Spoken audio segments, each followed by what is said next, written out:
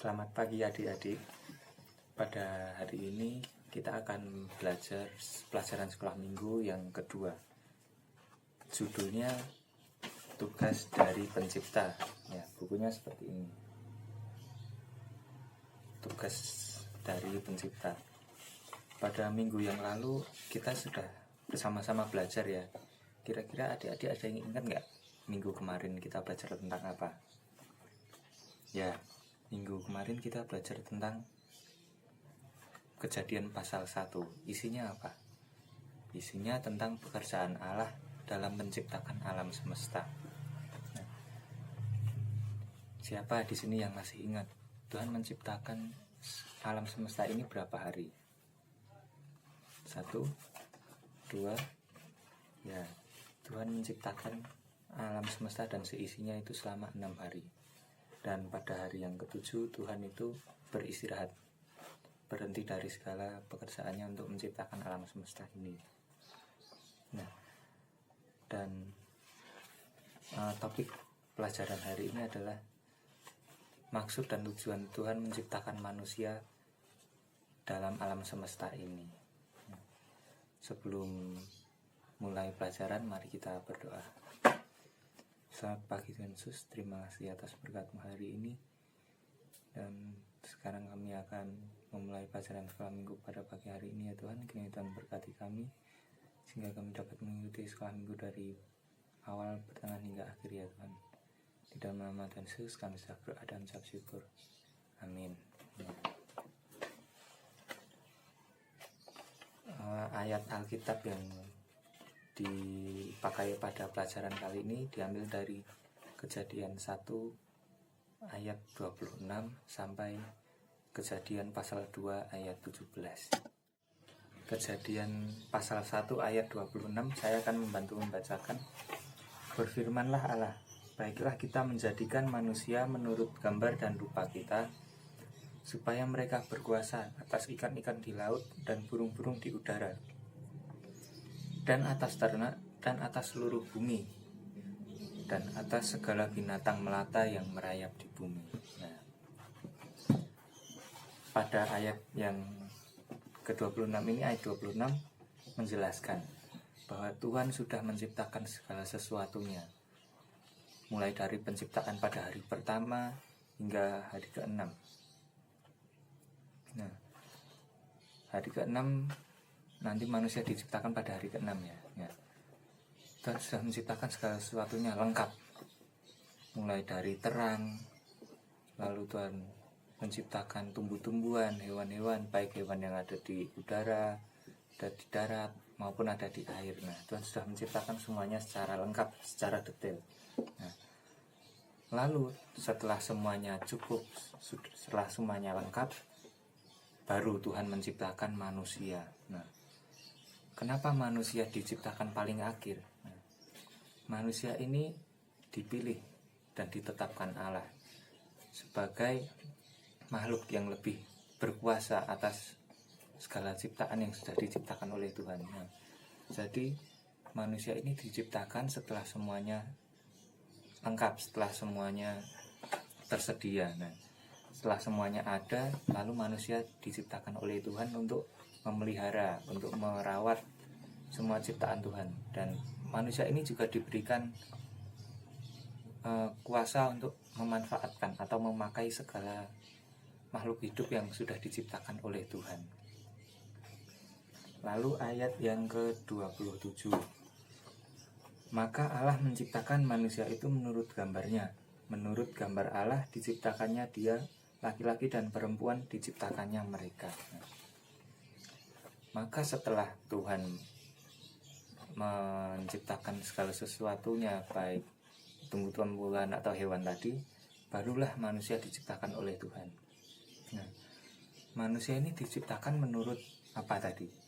Menurut gambar. Nah, menurut gambar Allah. Jadi bisa dikatakan kalau manusia ini seperti bentuknya itu seperti Tuhan. Menurut gambar Allah diciptakannya dia, laki-laki dan perempuan diciptakannya mereka. Nah, ayat ini menjelaskan bahwa rangkaian penciptaan mulai dari hari pertama hingga hari ke-6 ini sudah selesai, dan manusia ini sebagai ciptaan penutup, jadi paling akhir, paling terakhir diciptakannya. Dan hal ini berarti manusia sudah ada dan telah diciptakan. Jadi sebelum manusia ada, sebelum manusia diciptakan, sudah direncanakan oleh Tuhan. Siapa saja nanti yang akan merawat, akan melindungi segala ciptaan Tuhan mulai dari awal hingga akhir tadi. Dan manusia ini dipilih untuk melindungi dan menjaga serta merawat seluruh ciptaan Tuhan.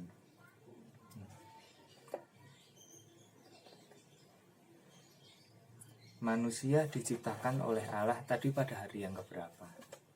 Ya, manusia diciptakan pada hari yang ke-6. Laki-laki dan perempuan diciptakan dalam waktu yang berbeda. Mungkin adik-adik sudah pernah mendengar cerita tentang Adam dan Hawa, ya. Jadi siapa yang lebih dulu, Adam atau Hawa? Ya, lebih dulu Adam, ya. Lalu Hawa ini tercipta ketika Adam tidur.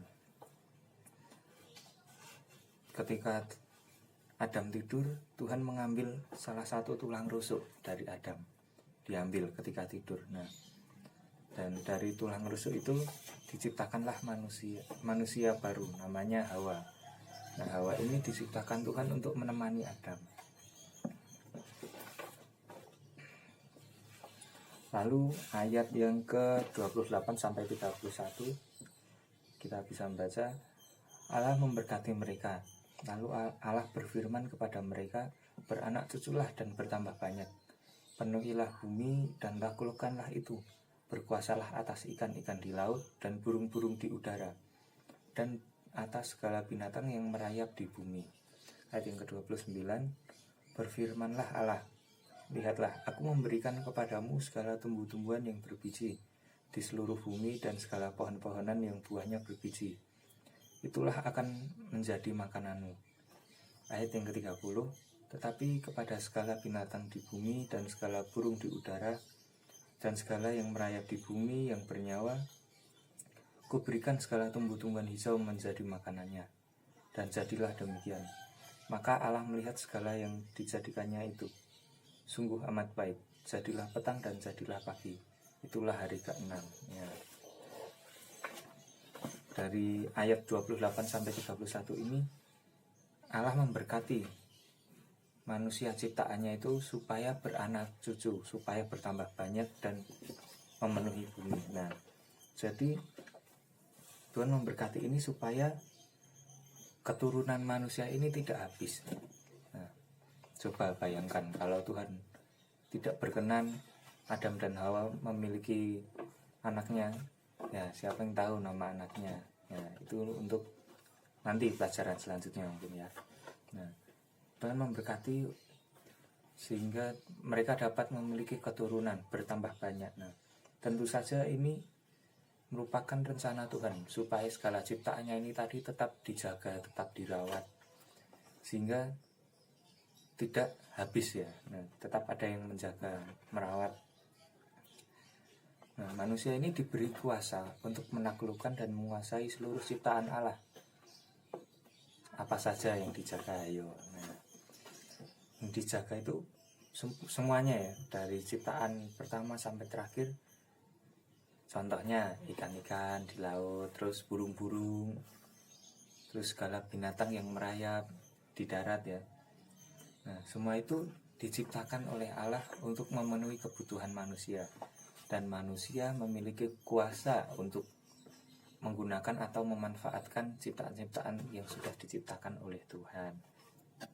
Lalu kita berpindah ke pasal 2, Kejadian pasal 2 ayat 1 sampai 7. Saya akan bantu membacakan. Demikianlah diselesaikan langit dan bumi dan segala isinya. Ketika Allah pada hari ke-7 telah menyelesaikan pekerjaan yang dibuatnya itu, berhentilah ia pada hari ke-7 dari segala pekerjaan yang telah dibuatnya itu. Lalu Allah memberkati hari ke-7 itu dan menguduskannya. karena pada hari itulah ia berhenti dari segala pekerjaan penciptaan yang telah dibuatnya. Demikianlah riwayat langit dan bumi pada waktu diciptakan, ketika Tuhan Allah menjadikan bumi dan langit. Belum ada semak apapun di bumi, belum timbul tumbuh-tumbuhan apapun di padang, sebab Tuhan Allah belum menurunkan hujan ke bumi, dan belum ada orang untuk mengusahakan tanah itu. Tetapi ada kabut naik ke atas dari bumi dan membasahi seluruh permukaan bumi itu. Ketika itulah Tuhan Allah membentuk manusia dari debu tanah dan menghembuskan nafas hidup ke dalam hidungnya. Demikianlah manusia itu menjadi hidup. Nah, pasal 2 ayat 1-7 ini menceritakan ya bahwa begitu besar ciptaan Tuhan, begitu banyak. Sampai mungkin tidak terhingga ya, banyak sekali ciptaan-ciptaan Tuhan. Nah, karena begitu besar ini, pada hari ke-6 Tuhan berhenti dari segala pekerjaannya. Karena Tuhan sudah merasa cukup, ciptaannya sudah lengkap, ciptaannya sudah detail ya. Nah, lalu pada hari ke-7 ini Tuhan berhenti dari segala pekerjaannya. Walaupun ciptaannya besar, ciptaannya banyak ini, namun semuanya ini sudah teratur dan terkendali. Nah, jadi Tuhan menciptakan ini sangat bagus ya, sangat terencana. Meskipun banyak, meskipun detail, tetapi semuanya ini sudah teratur, sudah terkendali. Nah, meskipun di dalam kejadian ini Tuhan berhenti bekerja pada hari ke-7, namun sebenarnya Tuhan masih terus bekerja hingga saat ini. Nah, bukan berarti bekerja menciptakan ciptaan-ciptaan baru, tetapi Tuhan bekerja untuk menyertai manusia dalam memelihara bumi dan seisinya ini. Nah, dalam ayat yang ke-7 ini diterangkan ya bahwa proses penciptaan Tuhan ini sudah jelas. Saya bacakan lagi. Ketika itulah Tuhan Allah membentuk manusia itu dari debu tanah dan menghembuskan nafas hidup ke dalam hidungnya. Demikianlah manusia itu menjadi makhluk yang hidup. Nah, ayat ke-7 ini menerangkan proses penciptaan Tuhan. Nah, manusia ini diciptakan secara khusus, berbeda dari ciptaan-ciptaan yang lain. Nah, manusia ini diberikan nafas hidup langsung dari Tuhan. Nah, jadi seperti ayat sebelumnya, manusia ini dibuat segambar dan serupa dengan Allah, dan manusia juga diberikan nafas hidup langsung dari Tuhan. Nah, inilah yang membuat manusia ini menjadi makhluk yang istimewa, makhluk ciptaan Tuhan yang paling istimewa. Lalu ayat pasal 2 ayat 8-17 ini sudah menceritakan manusia dan Taman Eden ya. Ketika manusia hidup di Taman Eden. Saya akan membacakan. Selanjutnya Tuhan Allah membuat taman di Eden di sebelah timur. Disitulah ditempatkannya manusia yang dibentuknya itu. Lalu Tuhan Allah menumbuhkan berbagai-bagai pohon dari bumi yang menarik dan yang baik untuk dimakan buahnya, dan pohon kehidupan di tengah-tengah taman itu, serta pohon pengetahuan tentang yang baik dan yang jahat. Ada suatu sungai yang mengalir dari Eden untuk membasahi taman itu, dan dari situ sungai itu terbagi menjadi 4 cabang. Nah, di sini ada 4 cabang sungai ya. Yang pertama namanya Pison, yakni yang mengalir mengelilingi seluruh tanah Hawila tempat emas ada. Nah, jadi yang pertama ini namanya Pison ya, cabang sungainya tadi. Nah, ini mengelilingi tanah Hawila. Nah, tanah Hawila ini tempatnya sumber-sumber emas. Nah, jadi sungai Pison ini mengelilingi tanah Hawila. Nah, tanah Hawila ini isinya emas. Ayat yang ke-12. Dan emas dari negeri itu baik. Di sana ada damar, bedolah, dan batu krisporas. Nah, lalu nama cabang sungai yang kedua. Nama sungai yang kedua ialah Gihon, yakni yang mengalir mengelilingi seluruh tanah Kusi. Nah, yang kedua ini Gihon. Ini mengelilingi tanah yang bernama tanah Kusi. Ayat 14. Nama sungai yang ketiga ialah Tigris, yakni yang mengalir di sebelah timur Asyur. Dan sungai yang keempat ialah Efrat. Sungai yang ketiga namanya Sungai Tigris. Ini mengalir dari timur Asyur. Dan sungai yang keempat, sungai yang terakhir ini adalah Sungai Efrat. Ayat ke-15.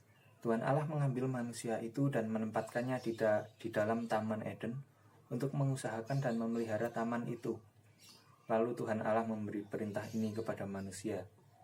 Semua pohon dalam taman ini boleh kau makan buahnya dengan bebas. Tetapi pohon pengetahuan tentang yang baik dan yang jahat itu, janganlah kau makan buahnya. Sebab pada hari engkau memakannya, pastilah engkau mati. Dari pasal 2 ayat 8-17 ini sudah jelas menerangkan bahwa Allah sudah menyediakan segala sesuatunya untuk manusia hidup. Tuhan sudah menyediakan tempat, sudah menyediakan sumber-sumber makanan kepada manusia. Ayat ke-15 ini menjadi pokok bahasan ya, bahwa Allah telah mempercayakan manusia. Allah sudah memberi tanggung jawab, memberi kuasa kepada manusia untuk mengelola, untuk merawat, menjaga segala ciptaan Tuhan yang sudah ada. Allah memberi manusia dengan hikmat, dengan kepandaian. Tuhan memberkati dengan kemampuan dan keterampilan khusus yang tidak dimiliki oleh ciptaan-ciptaan yang lain. Jadi manusia ini memiliki kemampuan ya, yang tidak dimiliki oleh ciptaan-ciptaan yang lain. Demikianlah Allah memberikan kuasa dan kewenangan kepada manusia untuk melaksanakan tugasnya, melaksanakan tugas untuk mengelola, menjaga, merawat bumi dan seluruh isinya. Jadi sudah jelas ya tujuan manusia diciptakan oleh Tuhan, diciptakan yang terakhir dari segala ciptaan Tuhan.